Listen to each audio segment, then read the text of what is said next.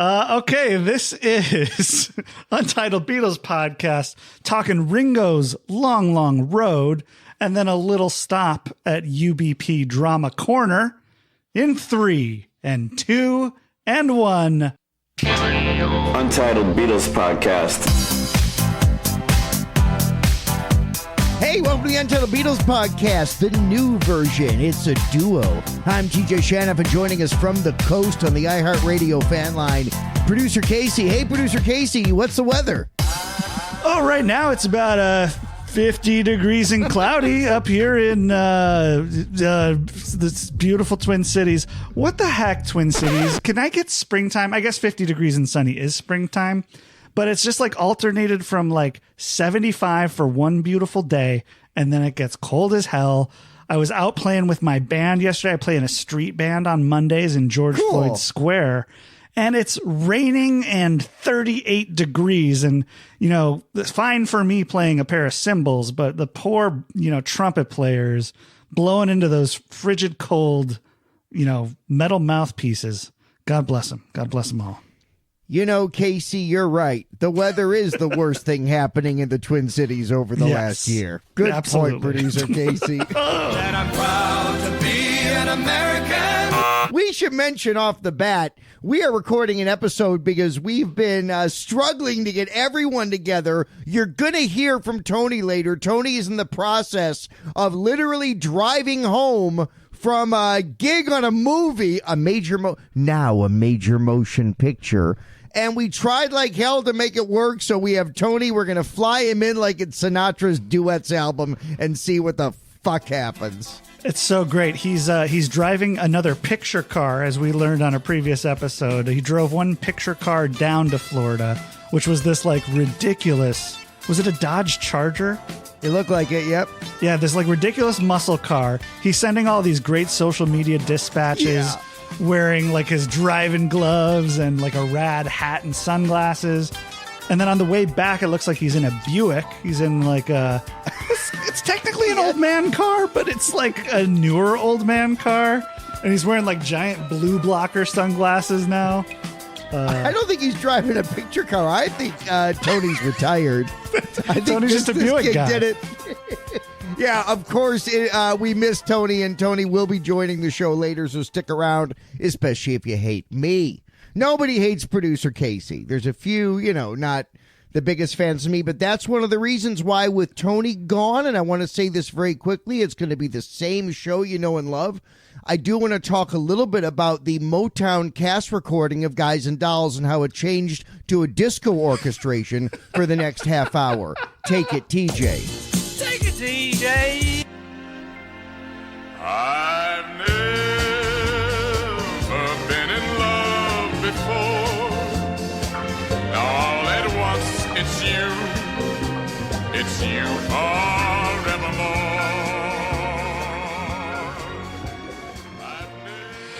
You know, it's funny you mentioned Guys and Dolls. Last week we did a awesome, it was fun to go back in the stacks and do a replay of the Beatles in Melbourne. And I remember you opened with an Adelaide joke. So we launched with Guys and Dolls last week. And that was recorded 5 years ago. And here we are 5 years later, still doing Guys and Dolls bits. Still doing Guys and Dolls bits, still defending Jimmy Kimmel. We can air these at any point, and the news is going to be the same the last 5 years. The world is bad. The Beatles will save us. And TJ makes a musical joke. That's the way it works, and the Beatles will save us, and that's the reason why we're recording today, and we're so excited to talk not just the new Ringo album, but I'll take you to Drama Corner. I got to see the press night for the Brendan Hunt one-man show. You may know him as Coach Beard from Ted Lasso. Yeah. I got to go to press night of his show, The Movement You Need, which is a one-man show, but the underlying through line, it's a tribute to his love for the Beatles and Paul McCartney in particular. It was a magical night of theater that I'm going to pan. Before we dive in, TJ, I recently acquired a new addition to my own personal Beatles collection. I'm pretty sure this is one you don't even have. Oh, what is it? In front of me, the 1997 cassette. It's called Signature Series, but like nature is sort of offset. And this is The Beatles solo piano with nature.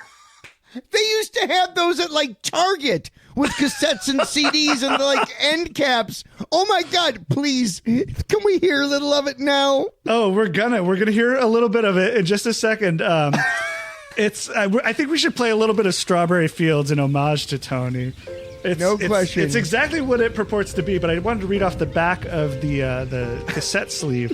The music of the Beatles, the unforgettable melodies of the Beatles join with the voices of nature to create a collaboration that will renew the spirit and stir the imagination. The keyboard arrangements of Kit Walker provide the perfect accompaniment to the sounds of the forest, the occasional birds. The oceans and the birds. I just love... And the birds and the screaming and the noise. Fucking horns and birds and seagulls. I love that it's being like poor Kit Walker, God bless you, who's the only person doing any like heavy lifting on this record. Allegedly.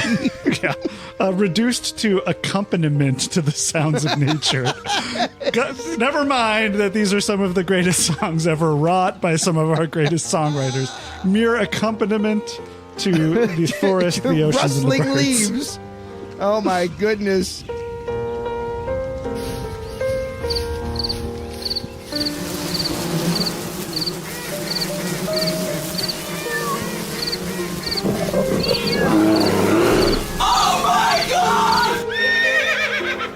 What about your father's horse? The music of the Beatles, solo piano with nature. Shout out to my friend Brandon, who found this in some deep stack of cassettes somewhere.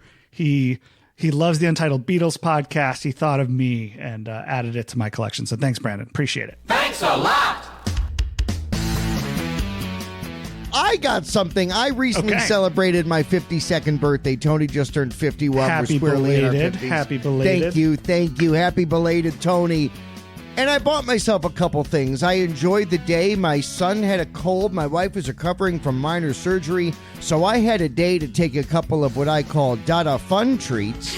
And I went out to various record stores in the Evanston and Chicago areas. Oh, that's dangerous. Fun It treats was- plus record store. And it's my birthday, and Oh, I've got no. leftover per diem for this tour I've been doing with Lucy Darling that, could be used for the camp. Sure. But oddly enough, there's Beatle things.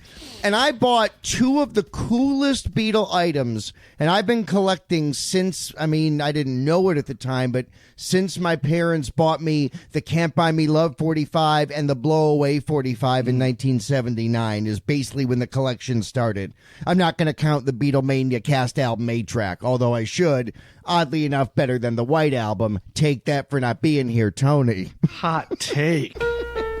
Right.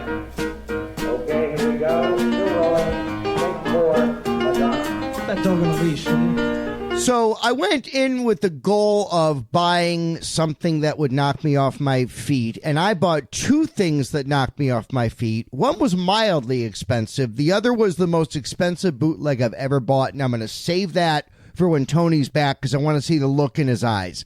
And if you squint real hard, it's already in my box set vinyl collection behind me. Okay. But it's one of the coolest bootlegs I've ever seen. It's the most expensive bootleg I've ever purchased the day I was 52 and had a couple of yummy treats from a company called Bubby's Baked. If you're listening out there, mazel tov to you. You're doing a real good job with your little chocolate chip muffins.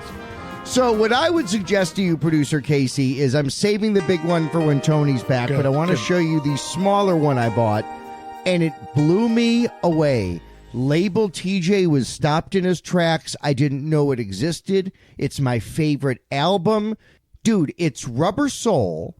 It's from Israel. What? It's on the Portrait label, which is a CBS subsidiary in real time. In the corner is the word Portrait and the Portrait logo, and their eyes on the cover are messed up. Yes! The artwork has messed with the eyes. The minute I saw it, I said, what in the world is this? It sounds like the UK stereo Rubber Soul, but the cover is outrageous. It's on Portrait Records. On the haunting. On the back, it says manufactured and distributed by CBS Records Limited, Tel Aviv, Israel. It's my first Israeli Beatle album. It's my favorite Beatle album. It's got the craziest cover revision I've ever seen. Take that, Dave Dexter. And it's on the Portrait label. I'm pretty damn sure Ringo's Bad Boy was also on Portrait. I have a copy of Rubber Soul that's basically the prelude to Bad Boy. I'm just a bad boy. Rubber soul. Hey. Casey, I know you're even less of a label nerd than Tony is, Sure. but may I just show you? You've seen enough Beatle records that you've been working with us. Yeah. This is Rubber Soul. Oh, wow. That's a new one. On Portrait, which I think fucking Cyndi Lauper was on in 1983. I mean, it's crazy. I've got so many, Odeon and, of course, Apple and Capitol and Parlophone. And all the Beatle label iterations from EMI, but my favorite Beatle album on Portrait Records, this stunned me. Wow, good pickup. We're looking at a gray center label, like a gray gradient, and on top we have the word Portrait written in, is that like neon pink? Yeah. I wish Tony was here for Font Lovers Corner so bad. We got to get some font research on that one. It looks straight out of the 80s, but I assume is this from the original release, or when is this pressed? I'm guessing this is an 80s copy of a 60s album, because the logo and everything looks very 1983, 84. Sure does. And again, that's like when Cyndi Lauper and the CBS acts that were too hip for CBS were on, or Columbia, were on Portrait. Like Bad Boy. Too cool for... We got Springsteen. We don't need Ringo right now, said Columbia. So it's on Portrait. Wow. But yeah, I had to share that. I know this is a podcast. Those of you paying $10,000 a month got this video feed hand-delivered to you. So I hope you're enjoying that. But for the rest of you, trust me, it's badass. We'll find a photo for social media. And real quick, going back to that cover art, are there... Yeah. The eyes are like whitened artificially. Like it almost looks like somebody adhered some small like craft googly eyes to them. Like what is happening here? Dude, not only are the eyes made larger, but and whiter. In John's instance, they're made whiter and greener. They blend in with the greenery behind the Beatles, behind the Robert Freeman photo. What goes on in your heart? What goes on in your mind? That looks like some AI shit there, man. It's like weird Uncanny Valley AI art. Well, and I'm flipping through the bins. Oh, let me say this. Vintage vinyl in Evanston has long been known as two things. One of the singular great record shops in the country and very expensive. I will say this. Fair. It's worth it because he's great. The selection is great. I don't buy there. I've lived in Evanston a minute now. It's my first purchase there, maybe since pre-pandemic. But to find this in great condition, I think fairly priced, as opposed to the other purchase I made, which I'll fill you in on when Tony's with us. Can't wait. That caused a big "be glad it's your birthday" phrase from my wife. Can't wait. That's what we call in the biz a tease. So stick around. Come back next week, or maybe the week after. We'll hear what the record second again in half. August. That's right. Next time we record in August, baby. All right, TJ, what else do we have on the docket for today? Producer Casey, I think we should start with arguably the biggest news, that Ringo Starr keeps releasing albums, and after several years of just doing 4-song EPs, he's now released his second country album within the last few years, and it's called Long Long Road, and we have to address it. We were just going to kind of top line it, but we all have thoughts on every song. Do you have like large or grand thoughts on the album writ large? I've got some thoughts. Yeah, I love how you distinguish it from his, smattering of EPs he's released, because it's like 33 minutes long. Like it's a glorified EP. It's a short, long road, which I ain't complaining That's about. That's what she said. Yeah, I mean, I don't know. I'll be really curious to hear what you and Tony have to say about it. I've always had a hard time with latter era Ringo. Like, there's something about it that strikes me of like, did you know Seinfeld? It smacks of music from Seinfeld or something. Or you know how the movies in Seinfeld, like Rochelle, where it's like, is this a real movie or is this like a bit on a movie? Like, Ringo's music strikes me as like a bit on music or something that is in a Seinfeld episode. Okay, that's a great analogy. Come on, we can still catch most of Rochelle. Rochelle, huh? A young girl's strange erotic journey from Milan to Minsk. No, it makes sense because I think new Ringo is to the Ruddles what Ween's 12 Country Greats was to real country music. I think Ringo's pulling some Ruddles Ween shit. I think Ringo's playing 3D chess, my man. You can piss up a rope and feel the pissy dribble. You can piss up a rope and watch me giggle. For the last 6 months, I've been packing your bag. You can wash my balls with a warm, wet rag till my balls feel smooth and soft like silk. I'm sick of your mouth and your 2% milk. And I'm no dope, but I've lost all hope. So hit the fucking road and piss up a rope. That's one take. That's a very generous take.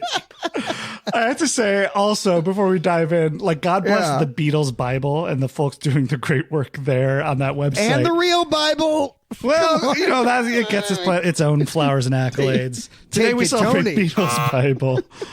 Their commitment to completionism, they have all these entries already on this new Ringo record, including this quote that I thought was just so apt. Ringo speaking about the new album.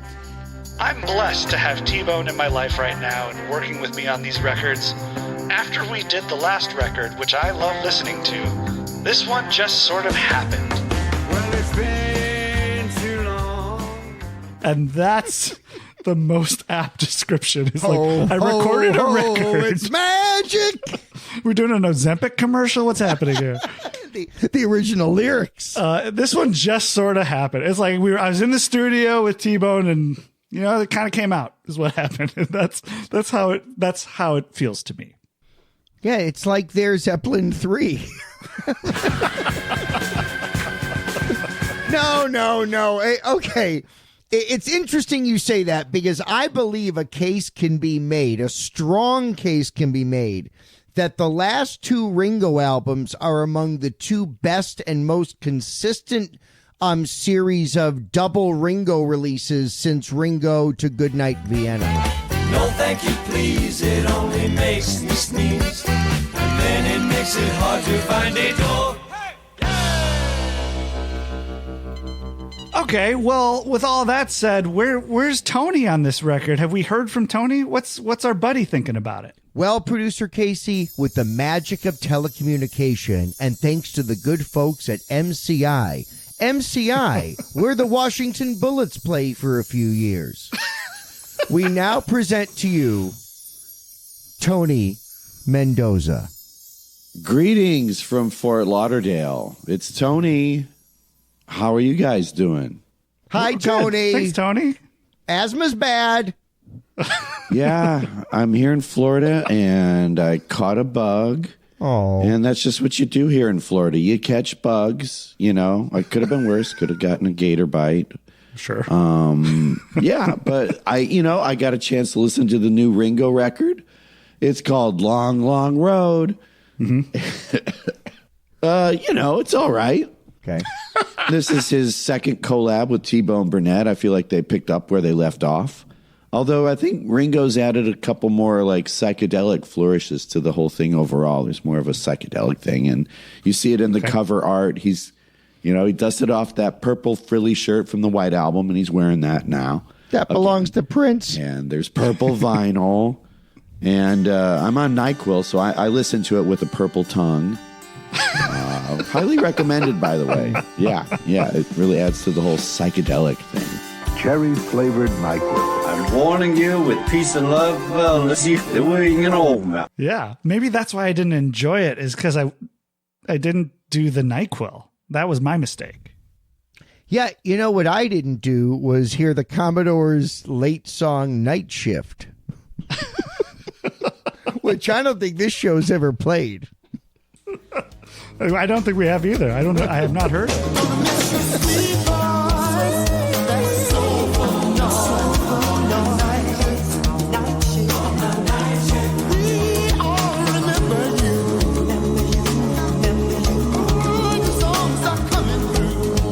Throwbacks. Hold up. An iHeart radio station.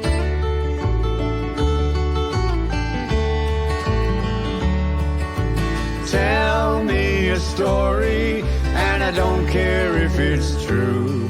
Just tell me everything I want to hear. I borrowed every hope of any prayer and chance from you, knowing I'll return them all in tears. Take us track by track, Tone. The opening track, Returning Without Tears, it's like country music, but then there's this psychedelic feel in the rhythm. And that's Molly Tuttle on backing vocals. She's all over this record. Also Sheryl Crow's on here, St. Vincent's on here. And again, yeah, those T-Bone Burnett kind of all-star players, Billy Strings, and some great steel playing. Thanks for your thoughts, Tony. Casey, what are your thoughts? Returning Without Tears, huh? I mean... here's my initial response was, oh, okay, we're opening with Yellow Submarine, or is it Act Naturally? Like it just sort of felt like we're going right back to that pocket of that like mid-tempo hangdog Ringo vibe, which, you know, he does it well. He does it as well as anybody. He's doing some fun stuff with his drums in this track that I really enjoyed. I love hearing Molly Tuttle. Eager to hear more of her stuff. It feels like Ringo's voice is not built for blending, though. Like that's one of the weird parts with these like vocal cameos we hear throughout the record is it just sounds like two people singing in a different room. Like Ringo, he's not a harmony kind of guy. He doesn't strike me as one. Yeah, I mentioned this joke earlier, but the whole album, unfortunately, has a feel. And Look Up had this a little bit of the Sinatra duets thing where it's like Frank's in a studio in Palm Springs and Bono's in somewhere in Ireland and it was flown in on tape by FedEx. You know, like there is a feel of that. Do we think that's true, though? Like, I haven't been able to find much about the recording process. I believe that he recorded this in Nashville with that band. So it probably wasn't flown in, but it has that sound. I mean, there'll be a Ringo documentary on it on Disney or Hulu. Peter Jackson, get on it. Were you there rolling tape? The 9-parter. Long, long road. A long and winding road to modern rock's dark side of the moon. Yeah, man. Okay, here are my thoughts on it. This song, and especially the whole album, and this is not meant as an insult, it sounds like an Alison Krauss record on Rounder Records in 1995. And that's meant to be a great thing. It's not a country album. I feel like this album has more of like an Americana. It doesn't sound like the Jayhawks, but it's in the spirit of a little like... I don't know. It's got like an Americana feel to it that doesn't seem not straight country. Right. Yeah, There's a few straight country moments, including a couple of guitar solos. One thing that's so great about T-Bone Burnett is beyond his name, ding dong, ding dong. Happy New Year. But for real, one of the great things about T-Bone Burnett is his ability to pull a little of the Mark Hudson kind of Beatles tips of the hat, the pastiche stuff, but not get so overwhelmed by it that he allows it to be a little Beatley, a little Ringo Beatley, a little country, a little Americana, and a little rock in a way that feels more organically blended than what I think anything Ringo did, as good as a lot of it was in the late 90s and 2000s.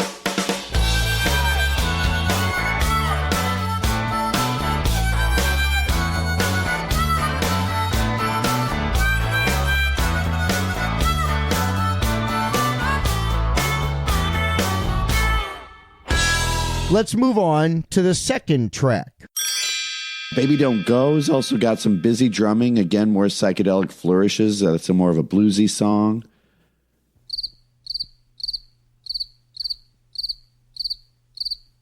Geez, Tony, take a breath. That was extensive. Fuck you. I don't know where I am, but I'm glad to be here. Even though there's nothing left to see here. Even though I know no one is free here. I don't know where I am, but I'm glad to be here. Oh, baby, don't go. You know, it's funny. I have in my notes that this track was that there's a clicky drum sound happening. There's something almost. I want to talk to Tony about this when he's back.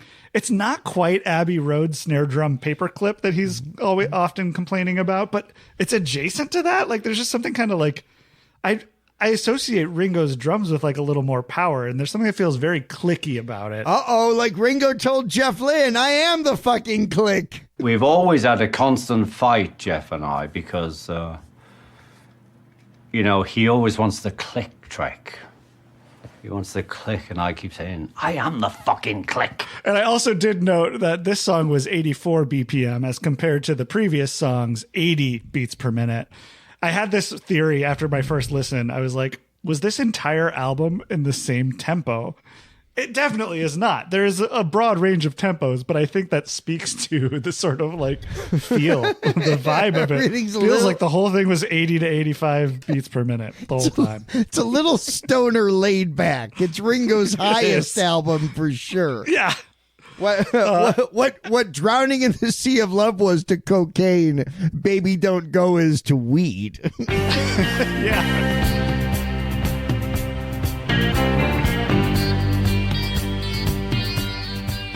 You mentioned Tony's love for the Rick Rubin records, and this was a moment that the note I wrote is, somebody call Rick Rubin. Human feet are not pointy. I want to hear that version of Ringo. Like, he's got some like kind of corny lyrics happening in here.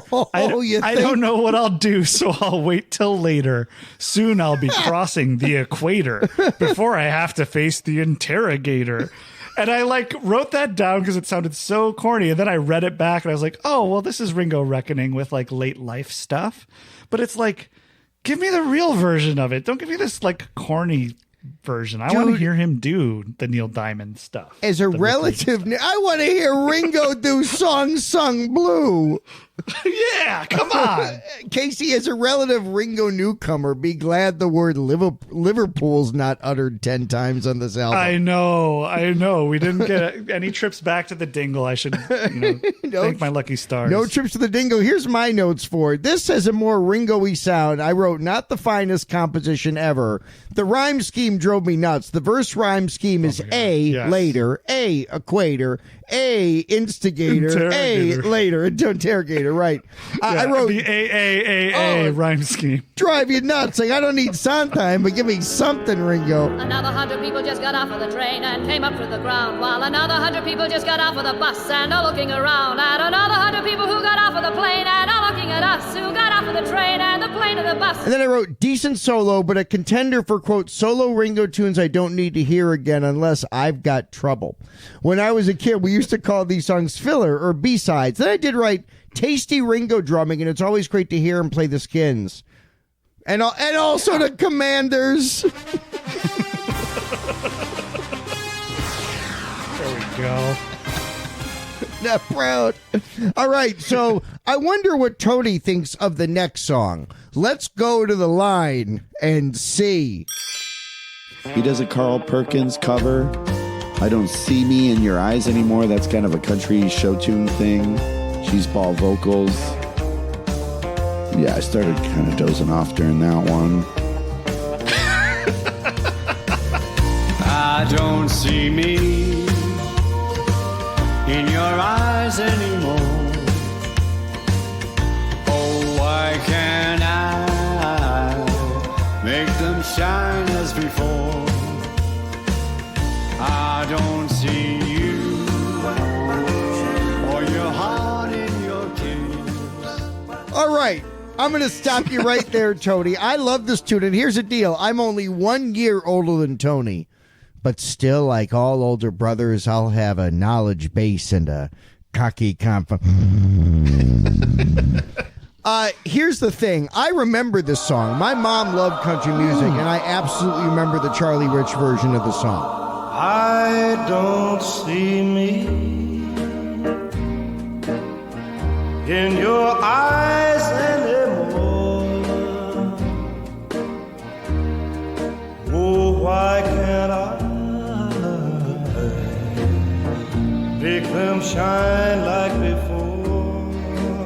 I was going to say, I was curious that he called it a Carl Perkins cover, who I do believe did record a version, but a bunch of people listened did. to the Charlie Rich. The Charlie Rich one is the one that I know from being in the ether as my musical ear was developing as a 1, 2, and 3-year-old. Can I say that I've heard it other than subconsciously in 1978? No, but I was like, oh, I know this thing. It's like the Barry Manilow song Daybreak. I don't know that song, but I know that fucking song. Songs are in the ether as 70s kids. I can't quite explain. But here's the thing. I also want to be very clear. Charlie Rich is not Charlie Pride. Initially, my note was, I remember this. It was Charlie Pride. Different guy. Not much different guy. Also a country star who broke great ground in country music, the great Charlie Pride. But I love the sound of this. It's a great country tune, and I think Ringo covers it well. This song could have been on Boku of Blues. I never need a Ringo song with oo-wop, shoo-wop, shaboo-wop. I never need that. Fair. I didn't hate it, though, and I did prefer the Charlie Rich or the original 1949 recording by Gordon Jenkins. Check that one out. That can't exist. Or can it? Untitled Beatles Podcast exclusive.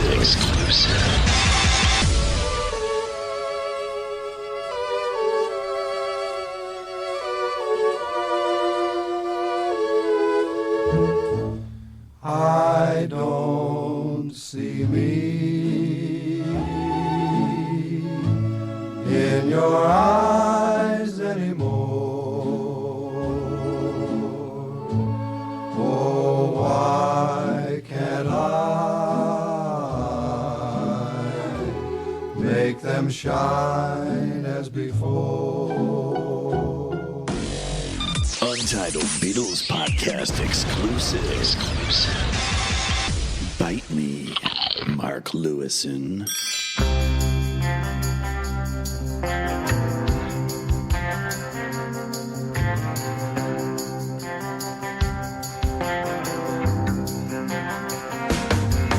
Well, it's been too long since we've seen each other. Yeah, it's been too long since we listened to one another. It's been too long since we dreamed mighty dreams. It's been too long since we floated downstream together.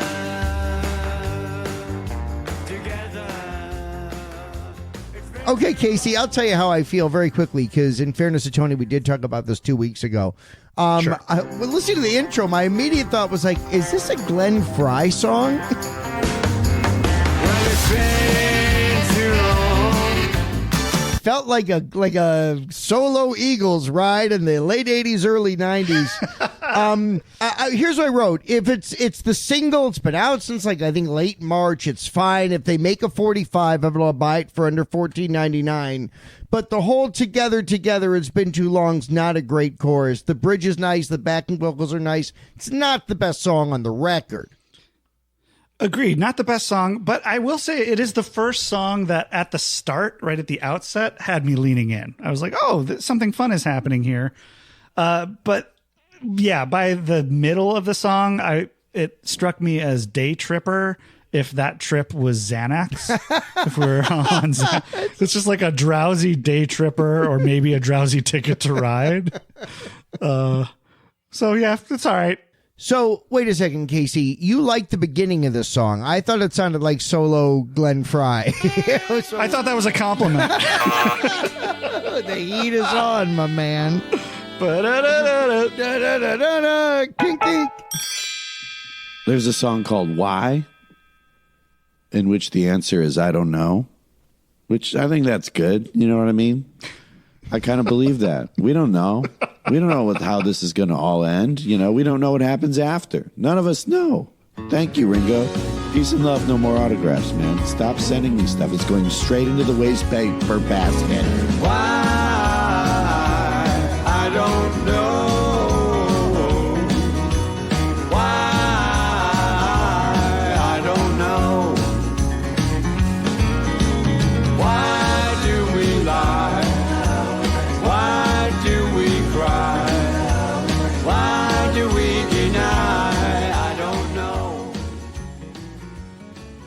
Okay, Casey, your thoughts on why? Oh, thank you, Tony, for phoning that in from the MCI studios.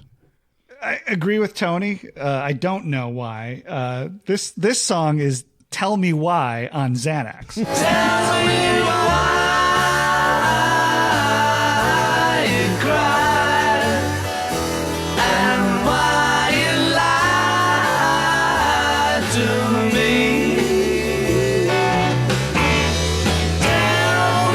Like I was telling Erica, we were listening a little bit in the car earlier. She's like, why are you making me listen to this? And I was like, it's my job. But I want to know, is he actually quoting? I feel like this record, at least 4 different times, evoked the great music that Ringo did with the Beatles and just made me go, I want to go listen to Tell Me Why. Why am I listening to this? Why are you doing this to yourself, buddy?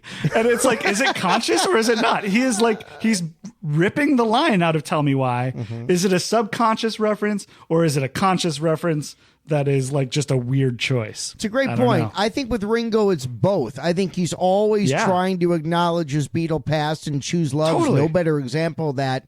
But also it's so ingrained in him and his life. You know, I mean, Ringo is Ringo as we know him because he got sober and hit the road in '89.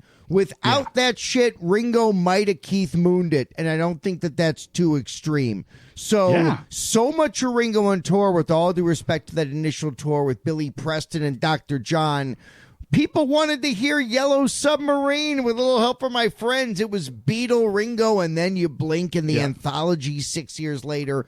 So Ringo's always influenced and giving Beatles, even when it's not a hyper-conscious thing, I think.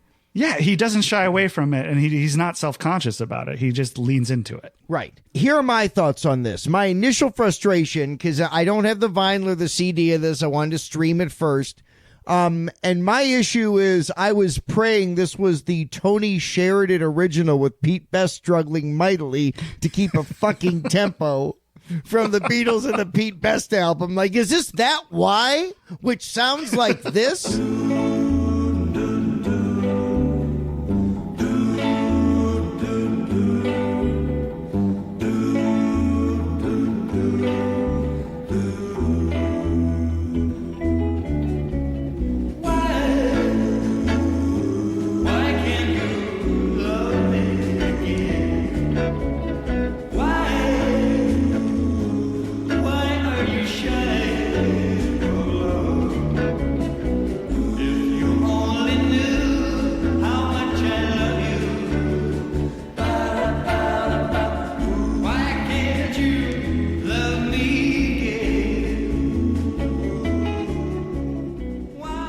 Yeah, so I was not only pissed about that, but with all due respect to Ringo, the Second City did this better, and I'm pretty sure that Stephen Colbert and Steve Carell, I think, are the original people we're about to hear. There is a song from the Second City main stage in the 80s called The Obvious Song.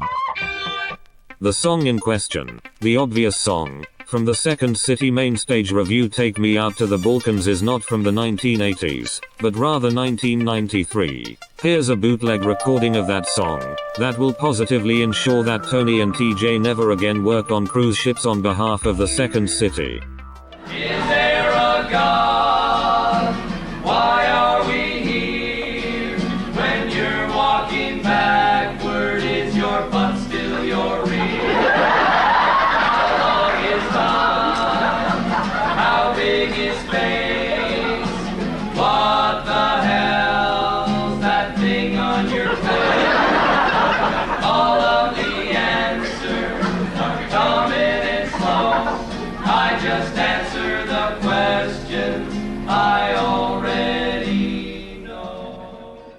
And I love that he went back to your favorite AAA rhyme scheme. Why do we cry? Why do we sigh? Why can't we fly? Why can't we fly? I don't know. How come Ringo's too afraid to tour with R. Kelly, who does believe he can fly? Why can't we fly? I don't know, man. Like physics, anatomy, like there's so many reasons. Or you get on a fucking airplane. Just don't go to Australia, Ringo. We know that's too long for you. That's right.